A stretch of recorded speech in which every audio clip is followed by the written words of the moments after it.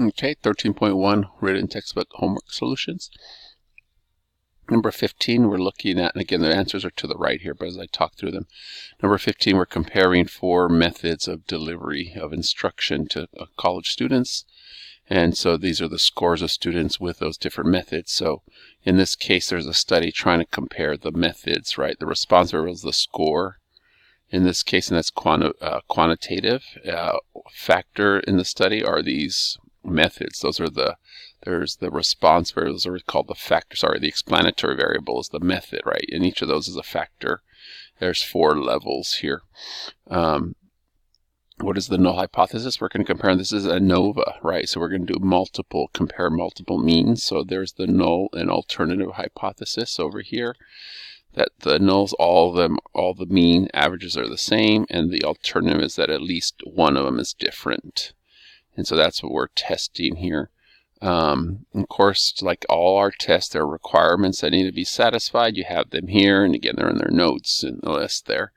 And then now, assuming they're met, let's go ahead and run this here. Here's the output, but let's go ahead and just run that for you. I have the data in already. There's the data here, and so if we were going to run that, that would be an ANOVA one way. That's what we're working on, and then you just select the different methods, and then you get that outcome here. So these are the means for each of the methods, and the p-value is really big, right, and a small f statistic here. And so because of that p-value is big, we will not reject the null hypothesis, right?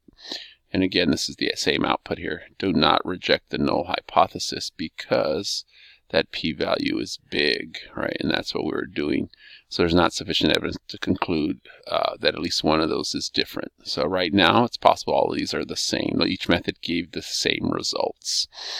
If you were going to do another way to look at that is to kind of look at the box plots. And if you were going to look at the box plots for that data, you would graph box plots, and then I would just graph each of those. And when you did that, you would see the box plots. And it looks like, since all the boxes kind of overlap, that there's no difference between those methods there. And then that p-value, again, we got 0.4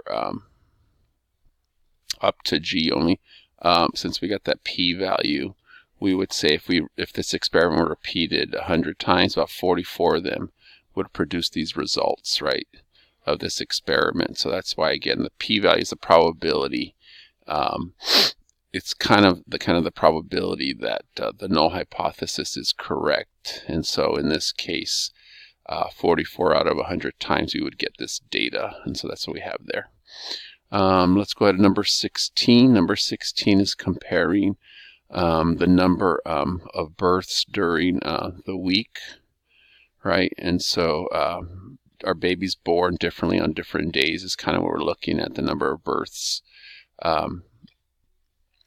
Are they the same for the 5 days, or so she selected the days here. And so what are the null hypothesis? That all those means are the same, at least one is different. Of course, there's always requirements, and again, those follow the same format from our notes. Let's go ahead and run that. I can open that up. That's problem 16 from StatCrunch. So we have that. There's the data, and again, you would run an ANOVA one way, select all the dates, and then compute. And then again, this p-value is very small, so we're going to reject the null hypothesis, meaning that it looks like certain days, there's one day that's different than the other one. Could be Monday, but all we know is at least one of them. And so in this case, since it's small, we reject the null hypothesis and say there's sufficient evidence that at least one of those means is different. And again, there's the box plots again. You can see at least one has some where there's a difference and overlap, and not all overlapping. So that's what gives us the clue that one of the means could be different.